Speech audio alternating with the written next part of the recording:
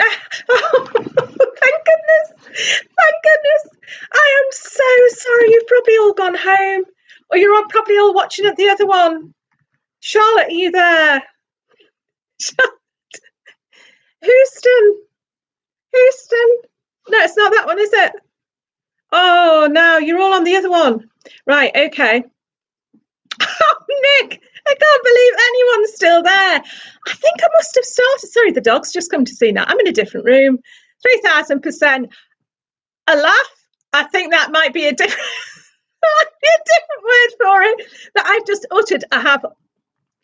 I shouldn't say this because I'm a very respectable gardening lady, but I have just uttered some very naughty words and then worried because I thought, oh my goodness, I might be live. So it's always a bit of a worry. Anyway, I've come into my living room now because I think the stream's better. For whatever reason, I've lost my look. For whatever reason, the screen froze. We couldn't get it started again. The internet connection went down completely. We've tried to restart the internet connection, and you're back. And I'm back on my laptop, which didn't work last time. So yeah, I've got so many live sessions, Nick. Sorry, Charlotte. Oh, brilliant. Anyway, what was I saying? We were talking about my lack of geography. We were talking about the bird watch. Right, I'm going to get straight back onto it. I know what I was saying. Hold on. Mike, we're on. You're way too low down now. I don't like this. You're up on a table before. I daren't take you back in the other room in case I lose you again. So we're going to have to stay on the sofa. What I was saying, birdwatch, yes. Yeah, thank you, Nick. Is it clearer than it was? Is it better than it was? Because we are sitting nearer the modem, so it should be better than it was. No, don't move. Don't move and don't speak. All right, okay, that's good. That's good. I won't move and I won't speak. No, can't do it. Birdwatch, going back to birdwatch. Talking about everyone filling their bird feeders this time of year. And well, we've had a bit of a thing. My dad, bless him, bless his octogenarian socks. He loves the birds, and he loves the birds coming to see his garden. He's always throwing stuff out for them. And over the years, he's from the generation that's just arrived with all the paraphernalia, including the dog. Apparently, this is a much better stream. Good. Yes. Look. Oh, this is why you're on my knee. You're on my knee. I might have to move you back in a minute. But anyway, and he's of the generation where you just threw crusts out for the birds, and that was pretty much it, because everyone ate everything they had, and there was never any waste. So anyway, he was just that generation. Sadly, though, my dad still. Well, he doesn't just throw crusts out for the birds. He throws, yes, Charlotte, sorry. He throws just basically all the kitchen scraps out for the birds. And when I say all, I'm including meat, cooked meat. Now, I've had a word with him about this, and we have decided, I don't know what Mike's doing, something's falling over in the other room, you know, sort of said maybe it's not the best thing because it'll encourage rats. But as he showed me the other day, I went round and he was absolutely thrilled because he was being, the garden was encircled by seagulls. And so, I'm going to have to show you what's going on. Mike's just like coming in and, is that better? I'm going to put it on a thing. Oh dear. You can't, is that better? Oh, come on then. That's okay. That's better. Yeah, sorry. You're very patient. You're all very patient. I love you all to bits.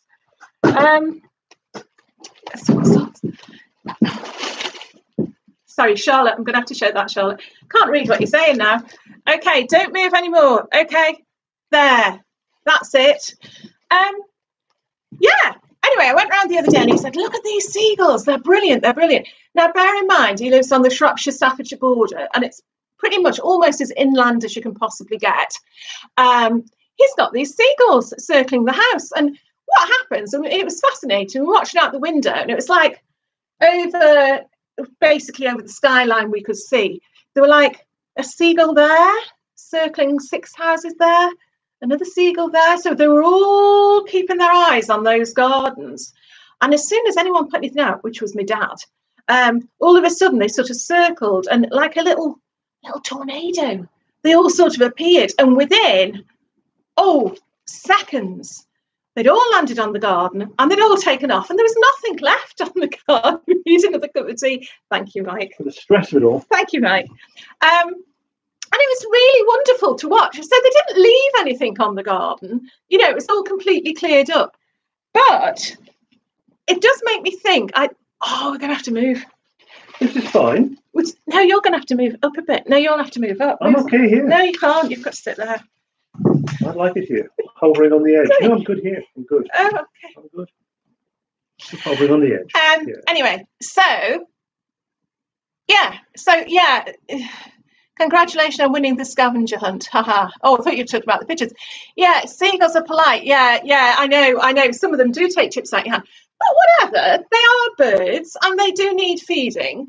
And I have always thought the reason that seagulls are inland is because it's bad weather at sea. So, I mean, they're only looking for food. That's all they're doing. Some have made their business to live inland, I think, now.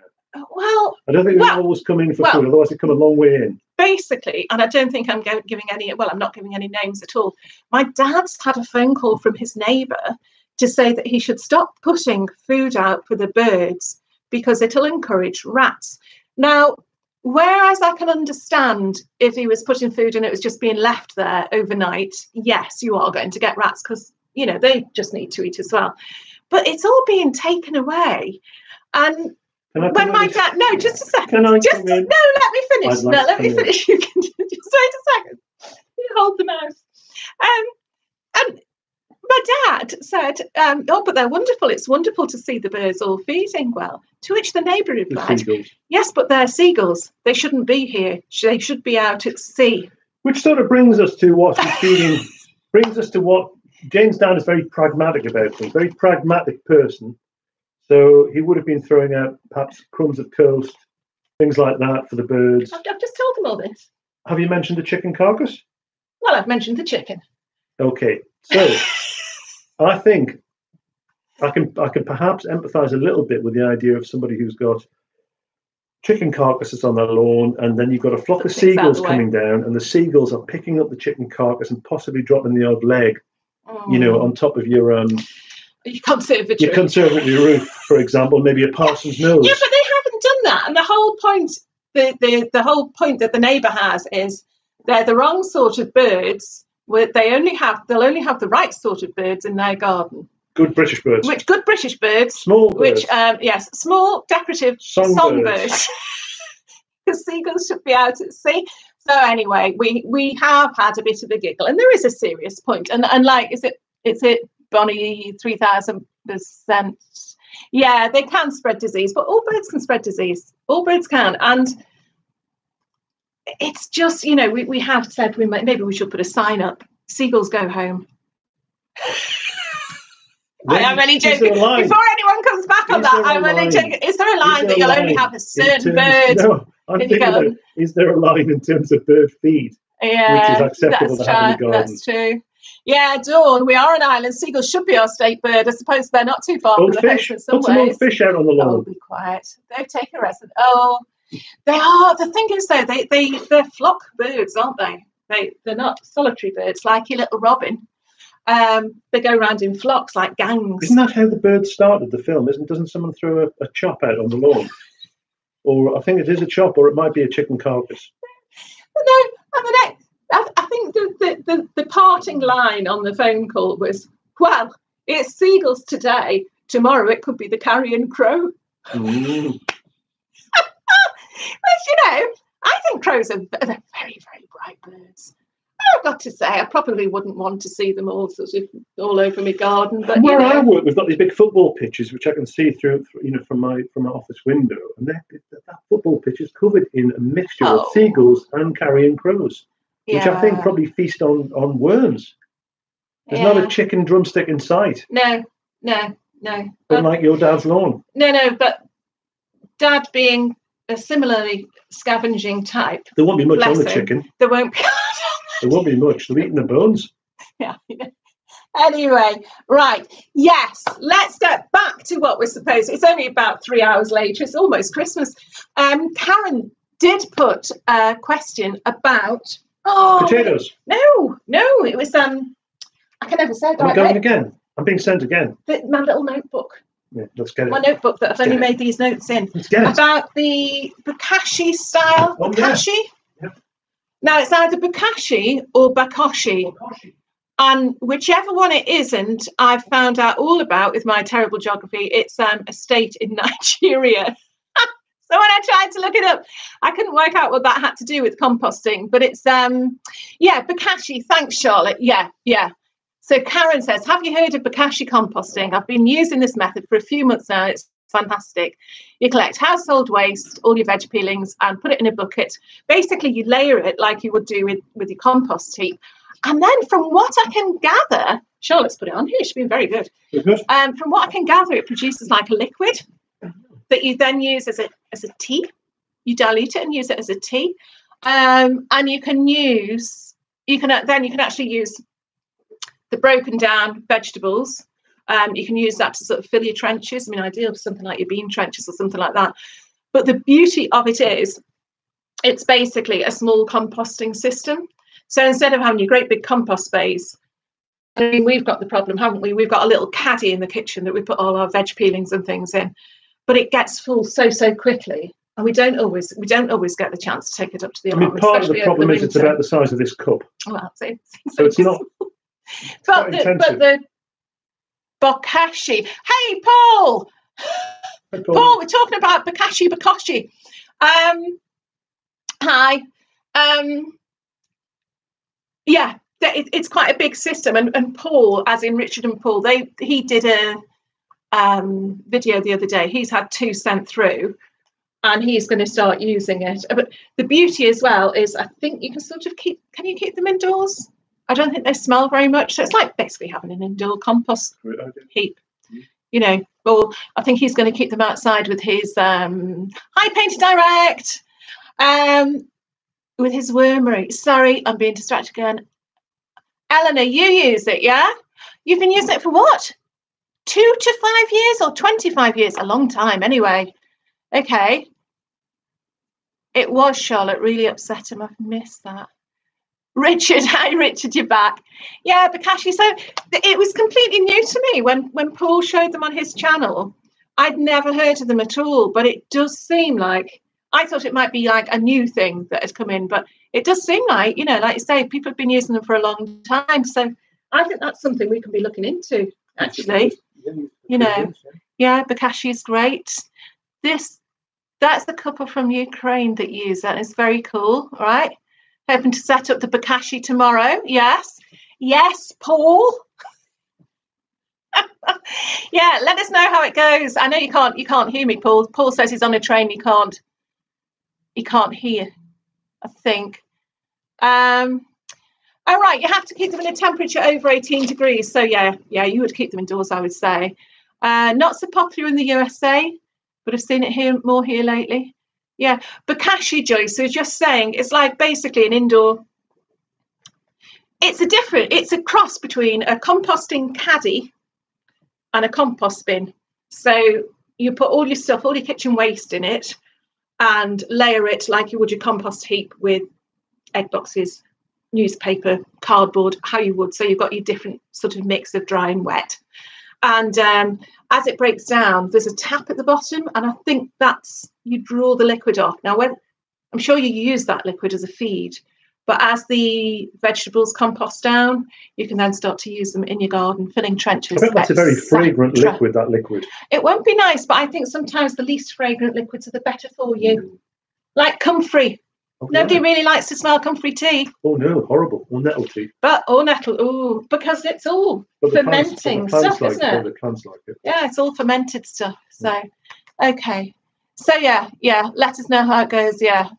Okay. Yeah, so Joyce, I hope but as I say, Google it. That's what I did. And it is, but don't Google Bokashi. Because as I say, that's a state in Nigeria. So you'll find out all about it, but it's got nothing to do with composting. So, sorry, Mike, go on. Do you have to empty the box or does it disappear? I mean, I'm not an expert on this, but I'm guessing where it's going to break down. Oh, it's coffee. I think the vegetable matter is going to just break down. It'll break down, yeah. No, but in the end, you will end up with like a layer at the bottom.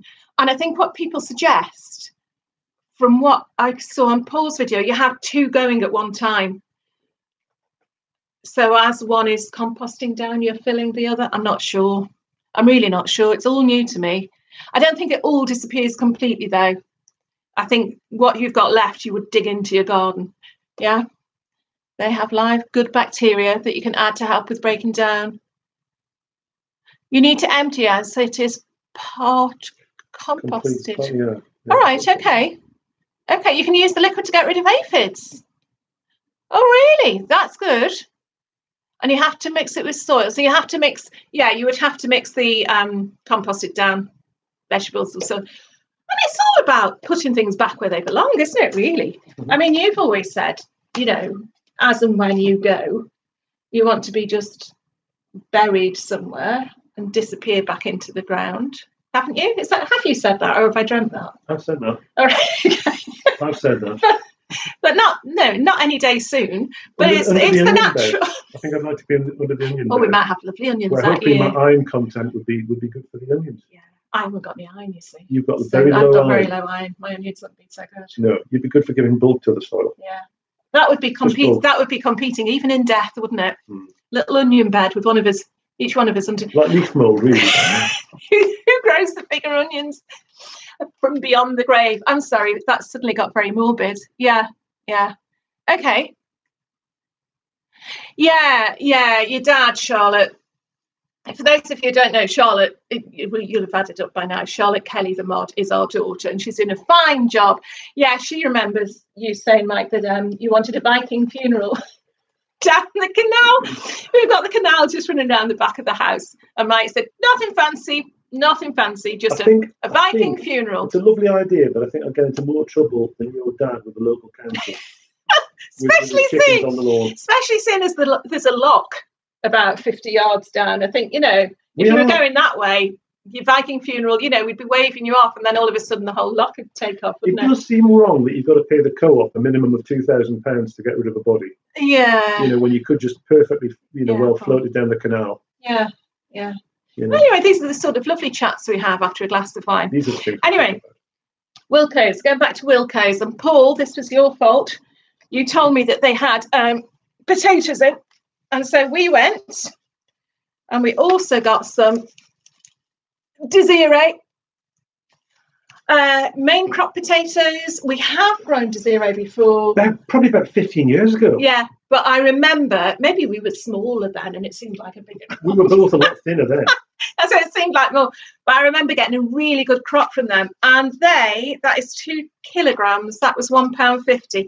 And I've got to say, good value. Again, they're really firm, and I'm not going to start chitting them just yet. I'll probably wait for a couple of weeks to start chitting them. But beware when you get ones where you've got all the chits coming out already. I mean, you can just break them off and start them off again. We never cut ours in half either. We don't cut ours in half. Tend not to cut them in half in case it introduces disease. Yeah. I know a lot of people swear by that. Yeah. But to double your seed, but for the cost. Yeah. So for £1.50, we thought they were good. So we weren't going to do main crop because at the old plot, not too bad last year, but the year before, they all got blighted. By the time the main crop were ready to dig up, blight had hit. So did we do them last year, or did we just do first and second early? First and second early. Yeah. And I must admit, I missed getting the main crop. It's exciting getting a great big load of potatoes, lovely. isn't it? And we'll do them in the ground. I know a lot of people have very, very good success with doing them in buckets, but we'll do them in the ground, partly because the ground up at the new plot needs breaking up. And so there's so much space. Perfect. There's so much space we can do. Back to plants, okay. And we've got a very ready supply of manure to dig in as well. Oh my goodness. My little bit of peace went to a Viking funeral in the sea with someone firing an arrow with fire to my boat. Oh, I'd like that. Oh my goodness. I'd like that, but not for maybe in about 30 years' time. Not soon. Not until you're ready. No, not soon. Yeah, it is too early for the main crop. That's why we're not going to start chitting them yet. We'll just keep these in a dark place until we're ready, really. To be honest, I just wanted to get them from Wilco's because they sell out so quickly. And what we've done over the last 4 or 5 years. Oh, that's a shame, Dawn. Is we've lined our potato trenches with comfrey leaves. There's some waste ground nearby, loads and loads of comfrey. and we tend to chop that up a little bit and put that in and line the trenches with that. And for us, that works pretty well. If I just show you, we've got an interesting question here from Painter Direct. Let me just show you the others we got. £1 for 5 Sharps Express. These are. I think these are second earlies, and £1 for 3 Mayan Gold. Oh, £1.50, so they must be better. They're great, nice actually. Mayan Gold are really, really good salad potatoes. They're beautiful. If you like a waxy potato. Well, should you wish for a waxy potato. Like. I know at a time when sort of May, June, when you really want like all your potato salads and things, they're perfect, aren't they? They feel like a treat. What we were going to do, though, I was going to get some fir apple because we have done them before, and I love those potatoes. But the ones they had left at Wilko, I was telling you, it was £1.50 for 3 tubers, and they were terrible. I mean, one of the tubers is only that size, and they were soft. So, however much I wanted to get them, they weren't a bargain because they just weren't very good. So anyway, we got those. But Dawn was saying she had a terrible time with her potatoes last year. What happened, Dawn? What was wrong with your potatoes? Was it just poor crop? Was it a very dry summer? Was it blight? Benny does his own potatoes. Benny, I'm saying his. I'm sorry, but I think you're a cat. And Nigel, you've missed such a lot. Oh, Nigel. It's just as well, because we've been going for over an hour, and I think we've only just gone live. Yeah, so we're just looking at different success with potatoes. Experimental Gamer. Are you on the right channel? Has anyone got an essential variety that they'd like to plant? Yeah. Or that they intend to plant this year? Yeah. Anything to compare with Mayan Gold? Well, Nigel has just been to get his taters. Nigel, where'd you get yours from? Because we've been to Wilko's. I've just shown we've got our Desiree and okay, yeah, I thought Charlotte, I thought it might be on the wrong channel. Yeah, dry summer, first time growing in Missouri. Yeah, I suppose it's a I mean, we're saying our allotments move, but we've got the same sort of, I was going to say habitat. We've got the same sort of environment, haven't we? Temperature-wise and everything. But just a clay soil, very, very clay, hard soil. Yeah, you've got to get used to what your area is like and what will grow well there. Local allotment shop. Oh, so you've probably got some really good. Dare I ask, Nigel? We got Desiree. We got 2 kilograms for £1.50. How much were they at the £6 for £3? Oh, that's very good. That's very good. What variety have you got? Got scrap bad. Oh dear. We got ours from Wilko today. Have you decided what you're going to do with the really large apple tree on your plot? Got visions of apple dropping on. Apples have dropped on our head, and that could be the death of us. We do joke about it, but I think it could happen. We've noticed that we've got one branch. Varieties, good. We've got one enormous branch of the tree that's kind of. It's a bow, isn't it? It looks like it's about to fall off. It looks like it's held on with. Yeah. Just a couple of inches of trunk. Yeah, we are going to prune them. We're going to have to bring it down a little bit. Got to, otherwise it's not practical. Last time I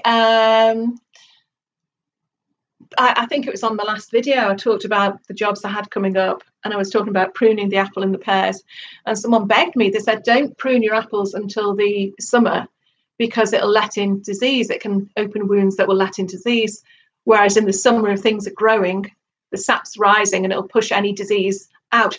Well, I know that's the case for plums and cherries, but I think for apples we can do the main bit of pruning in the spring, so we will be doing that, and we're going to have a good look, aren't we, at what we can do with that big apple tree. I don't want to take it down. It's been there such a long time, and I do love it.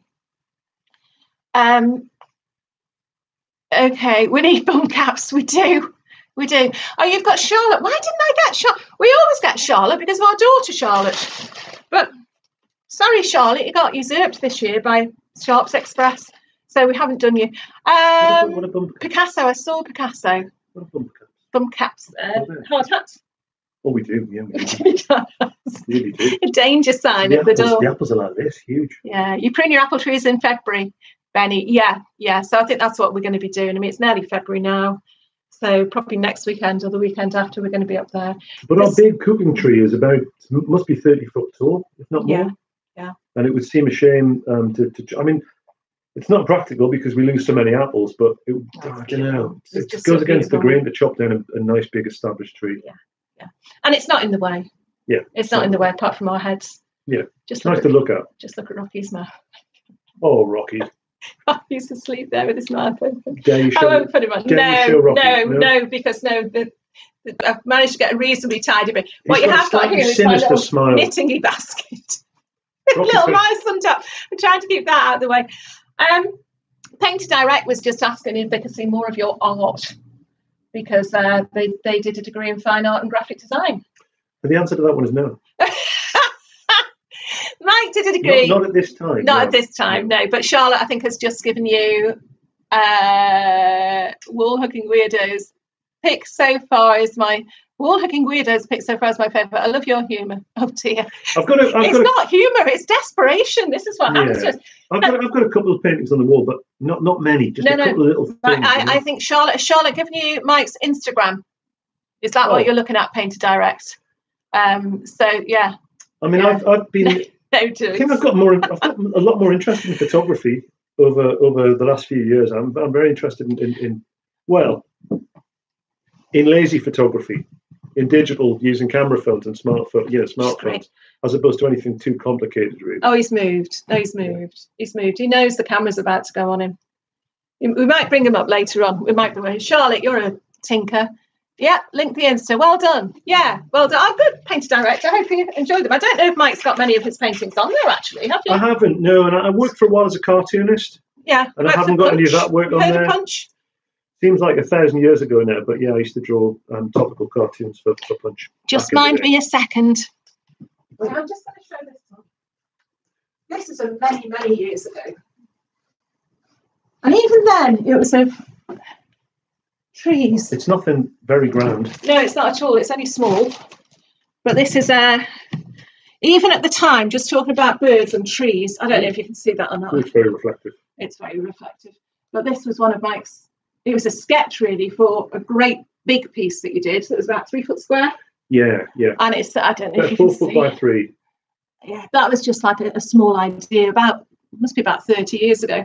And that was the first piece of work you sold in an exhibition, wasn't it? I'd love to know where it is now. Oh, actually, you do. Is it above your friend's fireplace? I've got a friend who bought it, yeah.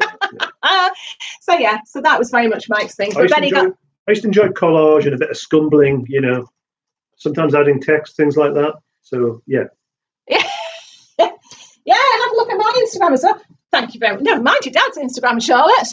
Anyway, I don't know how to do all these links, Yeah, we like it. And that's even then. It was trees and birds and always been interested in that sort of thing. Yeah, right, we've talked about the potatoes. We've talked about the onions. We've talked about the birds.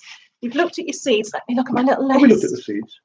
You haven't really, not yet. Potatoes, onions. Can I mention one thing? You can. What about the big... Oh, here. I'm going to have to go again. Really there, one thing which we've never, ever grown before. What is that? So it's fennel, Florence fennel. We've never grown that before. Wow. We grew it last year. Yeah, we've grown it before. I don't remember us growing it before. It couldn't have done very well. No, it didn't. Because what you meant to do with it...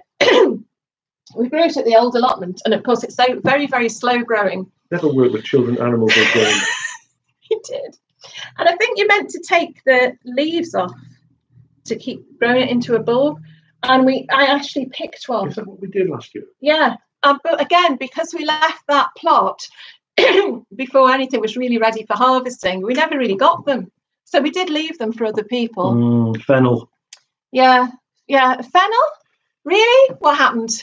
I mean, I've got the herb, the bronze fennel, which is beautiful, and Charlotte just eats like a cow eating grass. Sorry, Charlotte, but it's the truth. Yeah. I'd like to see Mike do a painting of the allotment. Maybe we can get him to do that. I might do. I mean, one of the nice things about this allotment is it's got an enormous shed that we don't use at all at the top of it, which looks down onto the whole plot, doesn't it?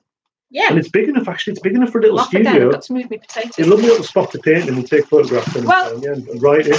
The top shed. Is that what you just said? Yeah, it's about 15, 16 foot long, this shed. Something like that. I mean, the bottom shed, which is the one you see in videos, that's like the workstation, isn't it, really? It's rickety. This one it's kind of falling apart, really. But the one at the top, it does need redoing. But that's how you see it over years to come, being developed into a studio. It's a project. Maybe enlarging it and everything, so Mike can go up there when he retires. I'm not sure that I'll go up there, and we'll stay there. Yeah, Fennel, they do both. Hey, Anna. Hi, Anna, for joining. Anna, we've had a right old time of it. We needed you here to press the right button for us. This is about our 4th stream now. Is it Anna? Which Anna is it? It's Anna Kelly. Yes. Anna We've had Anna, our other daughter's waking up. Yeah, quite overpowering on the plot. Yeah, on the plot.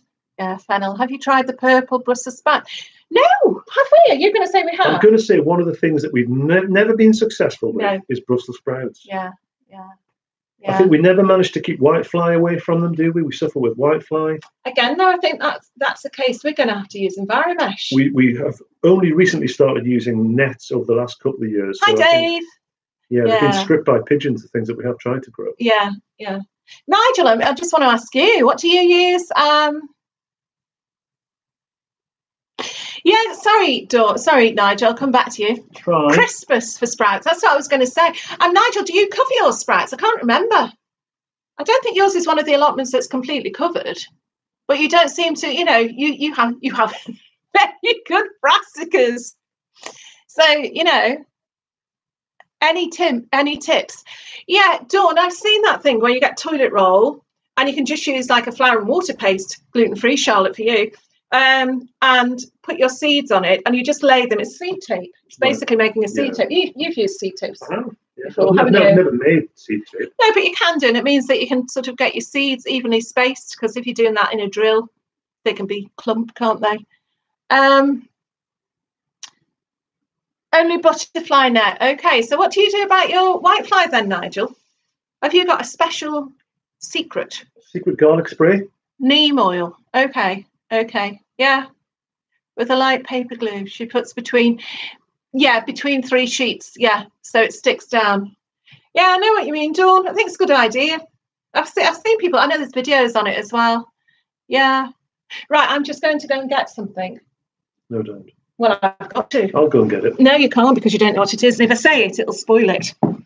You say it, you spoil it. So there you go. You're on there. I'll be gone now for about 10 minutes.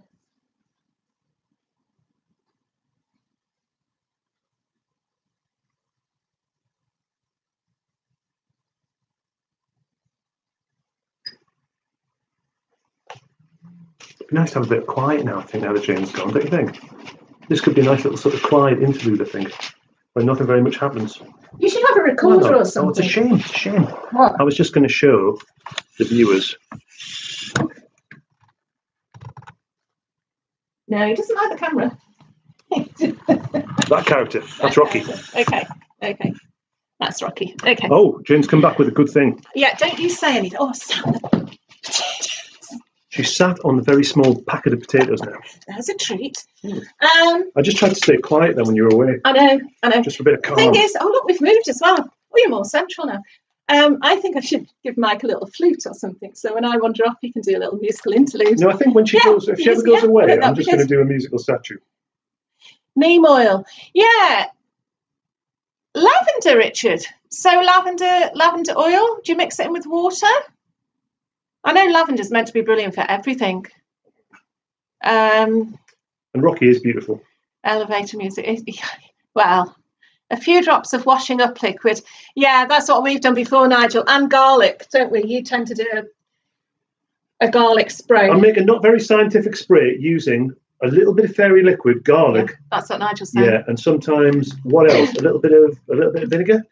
Yeah, and it seems to put most things off. Yeah. Anyway, my brother lives over in the States, and we see him about twice a year. And whenever we see him, we're always having to catch up. We're not having to, but we catch up on Christmas and birthday presents and all this, that, and the other. And this year he came along with something. He was on his. He gave us a call from Heathrow and said, "I've got something for you. I think you're going to be really excited." I said, "Oh, great! He's brought us something over, and can't wait to see what it was." And by the time he arrived, I didn't really want to see him. I just wanted to see what my present was. And he gave me this. Oh. Now. Can I just say? No, because don't turn it around. I won't turn it around, but when I saw this, I thought, oh my goodness, he's bought some fantastic, amazing coffee. He's bought us a couple of kilos of coffee from some amazing, purveyor of coffee in the States. Right. Close. Right. Mike's just told you what it is. No, I haven't. I haven't. Did I just say? Don't say anything. Yeah. Yeah. Anyway, I didn't say what it was. All right then. What do you think it is? Come on, I'm waiting. It's not fish oil, Dawn, but I think you're answering a previous question there. Come on. It's in a foil thing. It's quite heavy. It's particularly, you see, Nigel, yes, it's used coffee. This man could have gone on for ages. Charlotte, it's not soil, unless he'd wrapped that up specially to bring over for us. I think that might be illegal. Yeah, it's coffee. It's a massive amount of coffee ground. Hey, Ailif, hi. Is it a leak? No, it's not a leak. I know you're in Wales, but it's not a leak. No, that's Starbucks coffee from Heathrow Airport. And basically, they just get rid of it so you can take it. So I think he asked. But anyway. A top tip there, always ask for coffee grounds. Coffee grounds. If you'd like a great big bag full to put around coffee. Things. Yeah. To deter slugs, arguably. But again, it sort of goes on the back of us saying about hops. You know, we're saying about if you can get it supplied locally and free, make the use of what you can get. Hops are probably more useful than coffee grounds. Yeah, we have done the whole slug thing, haven't we? Tried to repel slugs by using lots of different things, including coffee before, haven't we? And it doesn't work. Anyway, yeah, you can get it from most coffee shops. You can, Nigel. I think you can just up and ask. Behave yourself. If it's from Colombia, it might not be coffee. I've got a feeling that that's James Penny there, as well as Ailith. Yes, I think so. We've got that. We've got Charlotte on the moderating thing, James and Ailith. So nothing be careful. Rude. Nothing rude. Keep it clean. Anyway, so yeah, that was my last thing. I'm done. Okay. I'm sitting on things. Any questions? Any questions? If you're growing giant veg, don't use. I use loads of coffee. Why wouldn't you use it? Does it stunt the growth? My gardener used coffee grounds from Starbucks. Yeah. I think the problem is, one of the problems is it can keep the plants awake at night. Yeah. I think we're running out soon. I feel like I've been going 10 to the dozen now for quite some time. I need to lie down after the stress of all this. Slugs don't like dry mint. I wonder, Richard says slugs don't like dry mint. I wonder if that's because, well, the smell, but also anything dry is going to stick to them, isn't it? I don't know. The problem with all these things is they get wet. Question and that's when the slugs come out. What's your favourite thing to grow? Come on, Mike. Come on, quick fire. Favourite thing to grow for me is salad leaves, because I think they're amazingly easy to grow, incredible variety, and also they're very expensive in the shops. So that's why I like salad leaves. Yeah, I leave that to you completely because I can't be bothered with them. My favourite thing to grow is fruit. I love the look of them. Raspberries. Okay, next one. What video software do you use? I use Movie Maker, Windows Movie Maker. And just started using Adobe Premiere? Yeah, just trying to get the hang of Adobe Premiere Pro. But hopefully the quality of my videos will go up. Hopefully this year, once I get the hang of using that properly, and I've got my new mic and a new tripod to use as well, so I haven't got any excuse for poor quality. Ailith, I don't think anything will help England win the Six Nations. You'll be glad to hear. But Mike might disagree. England will just win the Six Nations as a result of their amazing rugby. Right, okay, two interesting things here. 3,000%. My neighbour has done research on coffee. He's a giant grower. Is he very tall? I'm assuming, we'll ignore Mike. I'm assuming you mean a giant vegetable grower. Tall, he's not a very tall man who does a grow. Passed on some research results he came across. That's interesting. I'd be interested to see that research. Richard says the dried mint works 100%. Okay, Richard, we'll give that a go, We'll give that a go, I think. Thanks. I'm getting there slowly with the video too. Yeah. It takes a little while to get into your stride. Can I just say, Nigel, when are you going to come and visit? Nigel, where's Nigel? Hold on, I'm still on alpine strawberries. Dawn, I've tried alpine strawberries in a hanging basket and I got about 3, but they were very nice. Video 2, brilliant, little bit of peace. What's the matter with you, old Mike? He's very well behaved. He's not.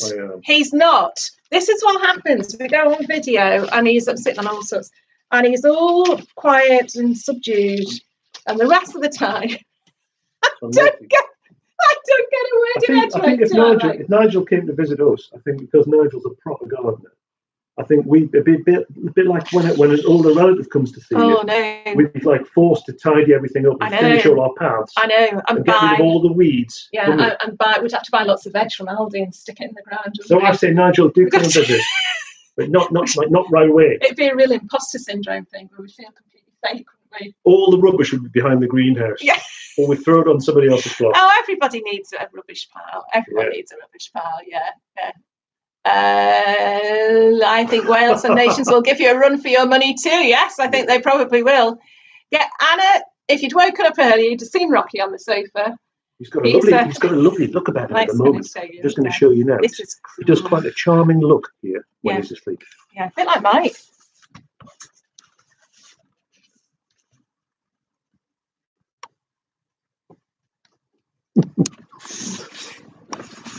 I did like the way that he raised his ear just then. At least he did raise his ear. Yeah, at least he doesn't drool like Mike, so he's a bit better than that. Snore, yeah, definitely, Nigel. You're always welcome. You can get the train too, just up the road as well. Is it getting dark? It's going a bit dark. I think it's probably very late. We've been rattling on for ages. Anita's question. I have difficulty growing spring onions and radishes. Have no idea what I'm doing wrong. Any tips? Right, okay, Anita. I know Paul Savdon's been talking about this. He's never, ever been able to grow a good radish. But he's going to give it another go this year. I think he was going to give up, and he's got some radish seeds, so he's going to give it another try this year. All I can say is... Does he mean exotic radishes there? Because, of course, a little tiny radish is about the easiest thing that you can grow. No, he can't grow them. He said he can't grow them. There's something wrong with the soil there, Paul. I don't know if it's a case of... But Anita's saying radish and spring onions. Is it because they're so quick growing? Yeah, they go woody. If you don't pick them when they're fresh, You've just got to keep an eye on them. If you let them go over a little bit, then all of a sudden they've got that woody core, haven't they? And you've got to get your watering right with them, because if you don't water them enough, then they will go really woody. If you water them too much, I don't know. They bolt really quickly as well, don't they, radishes? So, yeah, try them again. Never give up trying, Anita. But I would keep an eye on your watering. Do keep an eye on your watering. Can I say to Nick, if you can't grow carrots, try growing them in pots. Get some of those, 90p pots from Sainsbury's. Yeah. Fill them up with a combination of some compost and some soil. Put your carrots in there and just ignore them, apart from a little bit of watering. That works, and then they're off the ground. And the carrot fly don't get them so easily. We had loads actually out of pots this year. We did, and it was a case of they were only in pots because we were moving. And didn't you? I think you dug some up and replanted them, didn't you? You're not supposed to do, but we did. Which you're not supposed to do. And who do you follow? Who grows everything in pots? Well, homegrown veg. Homegrown veg. Amazing stuff in pots there for anybody who who struggles with carrots. I think he does an awful lot in just those Morrison's. So. Local supermarket flower pots, 12 inches. Yeah. And he grows all sorts in them. Does he use a combination of leaves dried leaves? Yeah, incredible. Yeah, it does incredible. If you haven't been to see homegrown veg, I'll forget to put a link below, but it is literally homegrown veg. And he's great. Again, he's someone who just seems to know all you need to know about everything, which is good. That's veg. Darn you all. I'm way too early for his California people. What time is it over there, Karen? It must, I think you 5 hours? No, you'll be further behind. Are you about 7 hours behind us? I think New York's 5 hours behind, aren't you? Does that say? I can't grow carrots yet, Nick. I've been told radishes will grow better with lots of bunting. Lots of bunting. Well, you can't go wrong if you put some bunting up. I find it just cheers your vegetables up a bit. I do. Grow radishes early, not in the summer heat. Yeah, summer heat, and they will bolt. Do try them in pots, Nick. You're not going to get your great big carrots. No. You're going to get a mix, and you don't thin them out either, do you? So you'll have thin ones and thick ones. Although you can thin them out. Thin them as you want to go along. So pull a few as you want them, rather than harvesting them all at the same time. Grow around 20 in one pot, and you get a fairly healthy crop actually. Yeah, Nigel Barrett. Yeah, that's interesting. No root veg in his soil. So I take you've got really clay soil, really hard soil, raised beds. I think raised beds is the way to go, isn't it? But leeks grow quite well in pots as well, don't they? Oh, all sorts. Yeah. And I know potatoes. Terry over Robotic Allotment Gardener, he grows his in pots he's grown some in pots because of the allium leaf miner. Yeah. And his grew well. So just try. Everything's trial and error. Never just try and think, oh, I can't do that and don't do it again.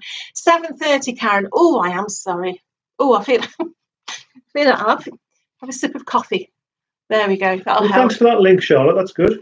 Yeah, oh, thank you. Yeah, Charlotte's put the link onto Homegrown Veg. So go and have a look. Say hello from us. I think our video quality's going a little bit, Jim, because of the darkness. Am I wrong? It's looking a bit pixelated. It is starting to get a bit dark, isn't it? Yeah, we are pixelated. It's like we disappear. It's like disappear in the dark, like ghosts. We're starting to pixelate. Just a couple of minutes left then now. Robert Burns. It's like Most Haunted. That's Robert Burns, which is a very topical name at the moment. Burns night yesterday. Radish, you can also eat the leaves and the seed pods. Great technical advice there from Charlotte. Pro tip, if dark, turn light on. Pro tips. Here we go. Okay, we've got 2 lights on now. You see, if it gets to the stage where I'm starting to light candles, I know we've gone on far too long. Heavy clay, yeah. I think even like 5-10 years ago, people would have said, yes, just keep digging into digging your soil and putting as much organic matter in as you can to lighten your soil. But really, I think the general attitude now is, why bother? If you can just build on top, great, you know.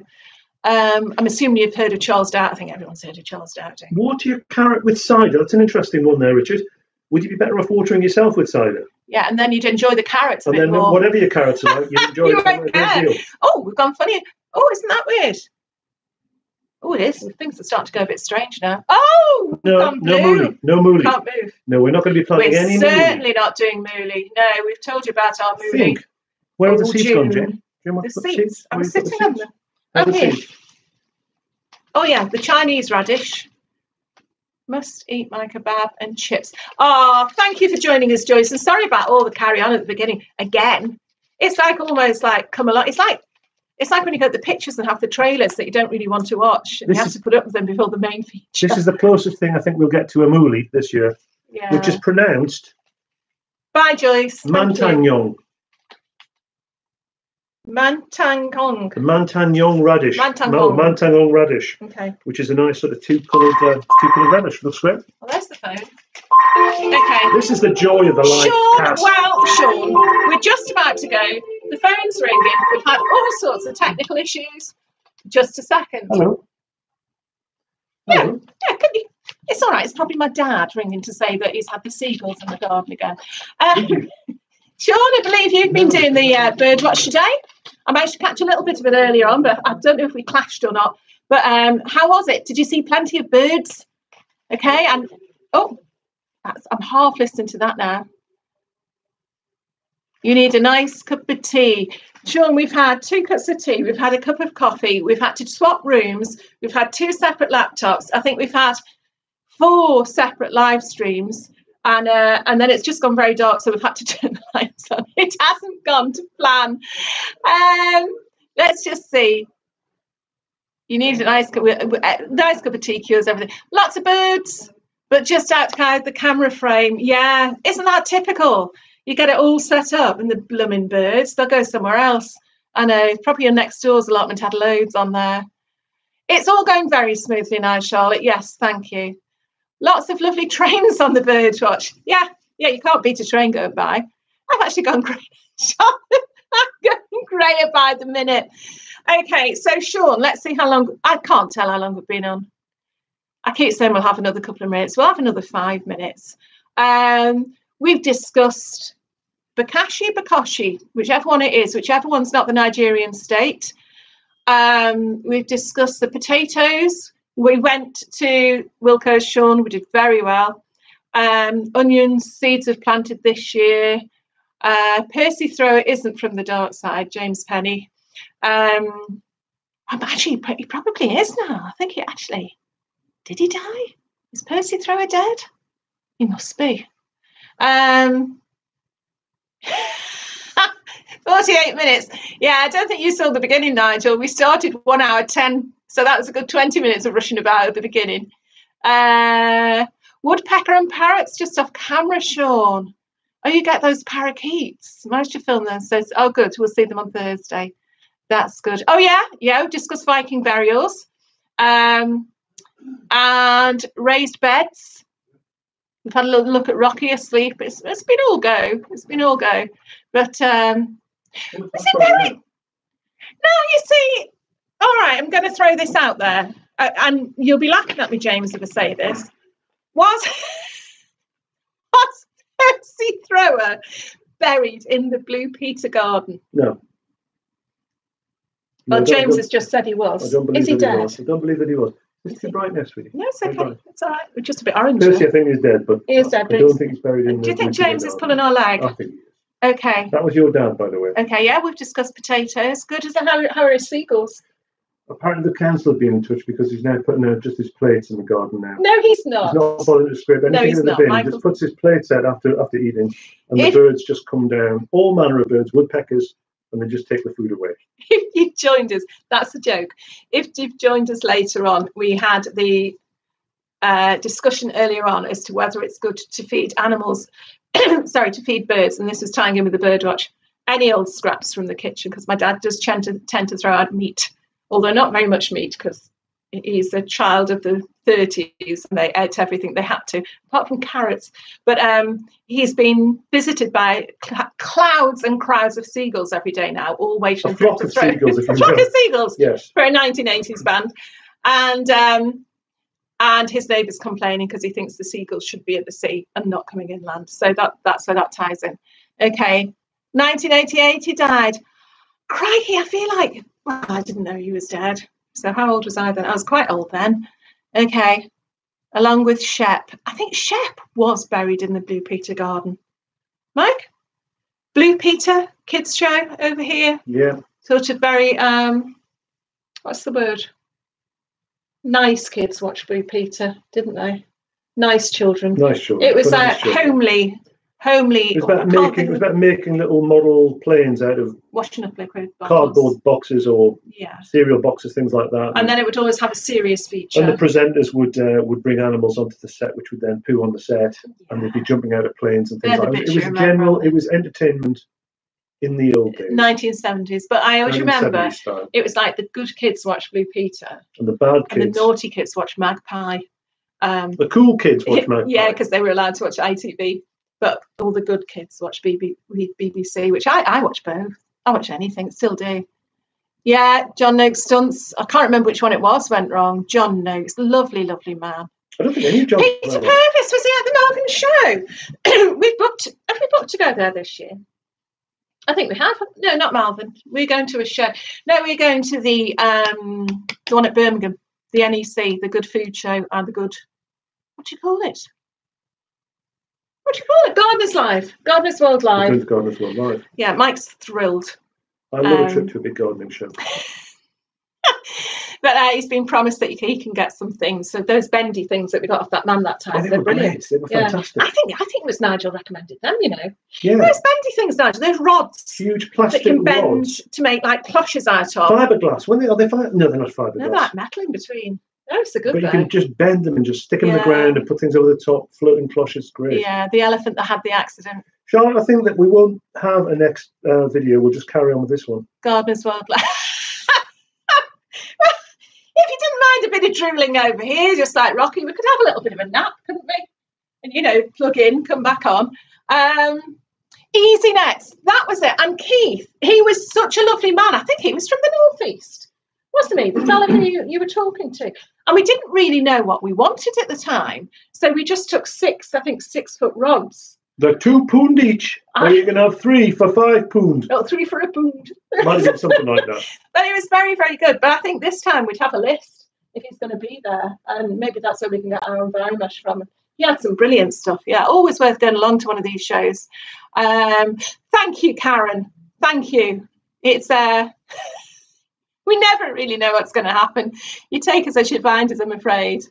Yeah, the elephant. Good morning from New Jersey. Hi, Brian. We're going to be going in a minute. But, I'm glad you've enjoyed it, Brian. You'll have to watch it back on the replay. Oh, crikey, I don't know where the replay will be. Again, we've had 4 false starts or 3 false starts in this one, so I might have to take down some of the others. I don't know. Retitle them. Retitle them, put them all together. I'll have to have a little go. Hartlepool, yeah. So up north-ish. Oh. Yeah, yes, Hartlepool. Yeah, that's your neck of the woods. Hartlepool. That's Hartlepool a great accent up there. Yeah, Gardeners World does get busy. Tatton Park, Nigel. I went to Tatton Park a few years ago, and I told you that the thing that drove me nuts was, to be honest, I would probably do this next time as well, but people had those trolleys with wheels, and all the paths were like this plastic grid. Mm. And the whole thing I can remember from Tatton Park is like this constant on the grid, and it put me off a bit. But it was good. It was good. We're going to the Gardeners World on the Sunday, I think. We can never make it. It's always Thursday till Sunday, and I think we're going on the Sunday. Who did we meet last time? We met Julie. The chap from the Allotment Challenge as well, was he there? Julie Drake. Julie Drake and Nigel, lovely Nigel. Not you, Nigel, other Nigel.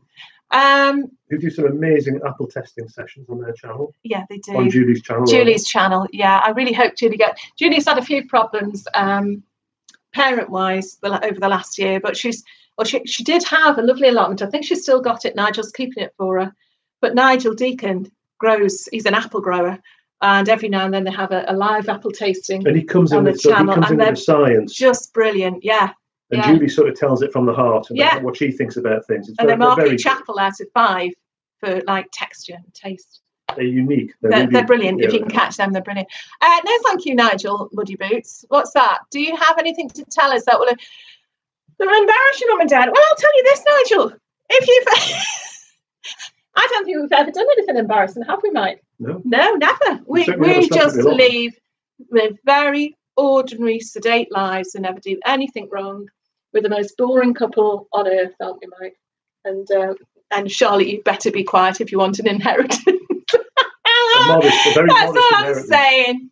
Dawn, what are our garden growing ideas for spring? Basically, to get up there and get started. We haven't done it over the winter. We've got 4 really big beds, haven't we? We've got 4 huge beds. We've got the raised beds that are mainly fruit. Yeah. I think we're excited about just being able to grow more variety and have a bit more space to grow things without them getting really crowded together than we've ever done before. And I'm excited about finally getting an asparagus bed started because I've ordered it. I can't remember. I never knew there were so many different sorts of asparagus, but I've ordered some from a place that was recommended, and I think I ordered 15 crowns. Yeah. So looking forward to really being able to get that bed started. We're going to grow some fennel that's worth remembering, aren't we? Yeah. We're going to try and grow some celeriac that gets bigger than just a great load of roots bundled together. Yeah. Good sweet corn again. Yeah. No, the cat's still there. Tiddles is still at the allotment, James and Aleph. We just haven't seen it yet. We have bought a tether. It sounds cruel, doesn't it? For Rocky, so like a spike thing you put in the ground, so we can tether him, so he can only go 15 feet. So if he sees Tiddles, he can only just go. I think they'll get along in the end. They won't get on. I don't know. But if he's not going to get on with Tiddles, he's not come to the allotment. I think the problem is that he's a trained sight hound who's a former rabbiting dog. Not because of us, by the way. Judging by the way that he treats the soft toys in the house and how fixed he gets when he sees a cat when out on a walk, you wouldn't trust him off the lead anywhere near a cat. Well, let me tell you this: the 2 swans were on the side of the canal the other day. A swan is a different ballgame. He took a very wide berth, very curious, sort of went sideways past them like this. Yeah. And the male swan, you know what they're like. Good impression. Wings up. Good impression. Very good. Like that. And he was off like a shot. Oh, yeah. So all Tiddles would have to do is go. I think if the cat stood its ground and swiped him on the nose, it'd stop his behaviour. But I think... But no, Tiddles is definitely staying. Tiddles is alive and well up at the allotment. Yeah, she's going to... Charlotte always benefits from the allotment, and Anna. They benefit from what we grow. But sadly for Charlotte, she's got to carry it all the way back down to London. And she does. And she does. You've grown asparagus 3rd year. Oh, so you grew it from seeds, Robert. Wow, you're patient. That's brilliant. Yeah. Great. Yeah, I know that we'll have to wait for the crowns for the first year or two to get established, but I think we might sneak a little while. Did you dig in any manure, Robert? Did you dig anything like that into the soil first when you put your asparagus in, or did you put a lot of compost into the soil? Yeah. Sorry, remember to plant the asparagus crowns on a ridge of soil. Yeah, I've been looking it up, Nigel. So yeah, the roots go down. Yeah, Charlotte's had many a tube journey laden with squash. Seaweed. Oh, brilliant. Yeah. So again, another natural resource. If you can get your hands on it, that's fantastic. Anita planted asparagus crowns last year. Yeah, I bet you can't wait. That must just be brilliant. I know Liz from By the Farm, she was saying they had one asparagus spear each at Christmas. And it was a real treat. Very modest Christmas dinner. It was. They did have other things as well. It was a but she said it was, yeah. So it was good. What was I just going to say then? Don't know. Oh, crikey. Oh, someone commented. It's booked in down out there. That's why it's gone so dark. Someone commented on, I think on the Facebook page about, or was it a video? Anyway, they commented about this Japanese scientist who's done experiments with water and plants, and basically hydroponics. No, watering plants, and they grow. No, basically, if you surround the plant with ice. I wish I had this. Charlotte, you might want to pop over and look at this. I think it was on my last video. And write good things in the ice. No, it wasn't that. No, he'd done experiments with ice. Just with ice. And apparently, if you wrote nice messages in the ice formed into like beautiful snowflakes. But if you wrote nasty messages in the ice, is this what's called mum science? Coming here. I think this is mum science as opposed to dad science. Science.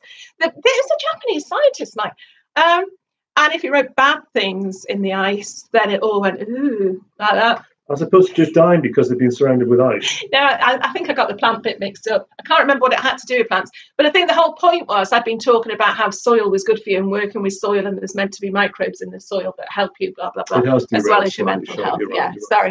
Sorry. Yeah. I'd love to grow asparagus in a rented house. I know, my little bit of peace. We've had years. Well, we've been here 20 years now, but before that, we had years of just growing things in pots and moving them from garden to garden, and sort of hardly have room. We used to move around in a little white van, didn't we, every 5 years, and there'd be hardly any room for any furniture, not that we had much. Elephant garlic, Robert, we've got that in this year. We grew it a couple of years ago. I know Nigel Muddy Boots, he sent us some cloves for the elephant garlic, remember? We grew them. We had some that was tragically eaten over the winter by mice. They love elephant garlic. Yeah, and also I think you chopped one up more like an onion. You chopped up the one I was saving to replant to save the cloves from. And you said, oh, this garlic's really good. I didn't do that. You did.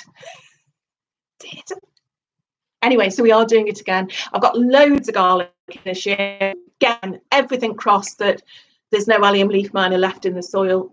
We have covered them with enviromesh, haven't we? And with the bendy things. Okay. They look okay so far. Yeah. Hi, Dave. Hi. We're going in a minute. I've been saying this now for 20 minutes, but you can watch us back.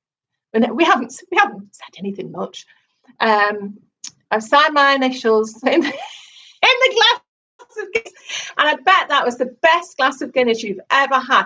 Guinness is good for you. It's full of iron. If you sign your names in a glass of Guinness, will the plants respond well to that? Is that the idea? No? Oh, anyway, never mind. So I'm ignoring him now. Setting your good intention in place. Yeah. Is it too late to start elephant garlic? I don't think so. No. I know you can. I planted my garlic. It was the autumn planting garlic, and I planted it October, November time. But I know the spring planting garlic, and I think you can. I think it's planting before frosts, isn't it? So if you planted some now in a mildish spell, and then we had frosts thereafter, that would encourage the bulbs to break apart. Yeah, certainly no harm in trying. Or the close to break apart. Yeah, there's a word for it, isn't there? Clovage. Cleavage. There's a word for it when they get frosted. and they split into their separate clothes. Otherwise, you can use them as a monobulb, which is a monobulb is when they haven't quite got cold enough to. A monobulb is a single bulb. Divide. Yeah. Is it a single clove? It's just a big clove, isn't it? Yeah. Yeah. Because it hasn't split. Yeah. So no, but I definitely put them in. So right, okay. I think we are going to have to go, aren't we? We've got 32 people. Oh, we've got 8 thumbs up. Thank you so much if you've thumbs up. Oh, thank you for that. Thank you. If a few more of you could throw it, that would be even better. I hate thumbs up. Thumbs up will affect, Jane thinks, the algorithms of YouTube. No, not scarification. In a positive way. It's like that, my little bit of piece. Scarification. What do you call it? Come on. Thank you, Bonnie. Thank you for joining. Thank you so much for sticking with us. Okay, we'll see you soon. Can you grow the bulblets off elephant garlic? Yes, you can. You can. But then I think that will just give you enough of a bulb to sow for the next year. So it's almost like biennial. Yeah. Yeah. So you'll get, if you plant a bulblet, you'll get an enlarged clove, won't you, essentially? And then you plant that the following year. Yeah. It's been so cold, my garlic finally went to sleep. Yeah, it'll come again. Make a tea out of mare's tail and water. Oh, mare's tail, Richard. Oh, we suffered with that. What do you do with mare's tail tea? What's that good for? Make a tea out of it and water all of your onions and leeks. Right. It's good to know that it has got a use, actually, Richard, because otherwise it's just a nightmare. Stratification. Is that it? Are you sure, Nigel? It was like scarification. That was very close, my little bit of piece. I think it is stratification. But anyway, there's going to be some frost. Yeah. It's a good time to plant some garlic now. It actually does. Speaking from Charlotte, I don't know what actually does. Speaking from a marketing perspective. Oh, the thumbs. Oh, bless you. Oh, you put your thumbs up. Thank you so much. Oh. Yeah, Charlotte's talking from a marketing perspective. She said thumbs up. Oh, aren't they great? They are great. Okay. Guinness is good for getting rid of slugs. Also good for getting rid of guests who won't go to bed. We're not going to say any more about that, Elephant James. As well as patient, extremely patient. Yeah, we are going to go though. Great chat. Can't wait for the next one. Well, Karen, I don't know. The way this has gone, I thought it was going to be straightforward. And poor Liz is on the end of the phone. One thing I'm going to do is encourage Jane to work out how to actually start the live stream more than 10 minutes before she's due to start the live stream. Yeah, I just thought you pressed the button. But I had a shameless plug. Oh, Charlotte, I don't even know if they're all on there anymore. I don't even know if they are. I think they might have gone, But I can start them up again. That was a lot of fun today. I'm glad you've enjoyed it. I'm wearing the Shedhead one. Charlotte's wearing the Shedhead t-shirt. Now, you should have it. I should have it on, really. I know Nigel's got one. He likes his. Nigel, you can have some more if you want. There's plenty more. We've got lots. Yeah. Can you start again? I missed the start. Oh, very good. Well, you can just get back there and watch all 4 starts. Yeah, Karen. What's been great is thank you, Nick. Grow a pay. Thank you, Nick. What's been great about being able to do these live chats is it is at a time of year where we're just not doing the videos because we're just haven't got our fingers out and got up to the plot. So this has been a nice way to keep in touch with people, the ball rolling, really. So I don't know if there'll be many more coming up, but we'll probably do one once a month, looking once a month or something like that, So anyway, yeah, we are going to go now. Thank you so much for joining us. I can't apologise enough for the beginning and my technical inadequacies. I'm sorry. I think I'm going to have to go and lie down. I've been at work this morning. I got in and went, and this started, and so we're going out tonight. I think I'll be asleep in my suit. Maybe some more actual gardening via a video next time. Yeah, maybe some videos. Yeah. Maybe some videos next time. Yeah. Okay, that's lovely. But we are going to round up now. So look at the sun. Bye, Richard. Bye, Benny. Bye, Dave. Thank you, Teresa. Thank you, Dawn. Thanks, Dawn. Thanks, Richard. Oh dear. Thanks, Nigel. Nigel, you'll have to come up in the summer. Okay, but wait until give some warning so we can cheat. We might pretend we're on a different allotment. My little piece, 2 to 2:30 start. Well, better, we can do to arrive at 2:30. Yeah, as Charlotte says, you can have pre-drinks and canapes before they start. Talk amongst yourselves. Bye, Nigel. Bye, Eleanor. Okay, thanks, Dawn. See you soon. Okay, and Mike's new jumper, James and Ailey. Thank you. Thanks, Pam. Thanks again. We know what you've done. You know what you've done. We're not going to say, but we're very appreciative, you know. Okay, but we're going to go. Okay. Have a lovely weekend, everybody. We're going to go. Okay. Bye. I think we're going to go if I press the right button. Might be a while.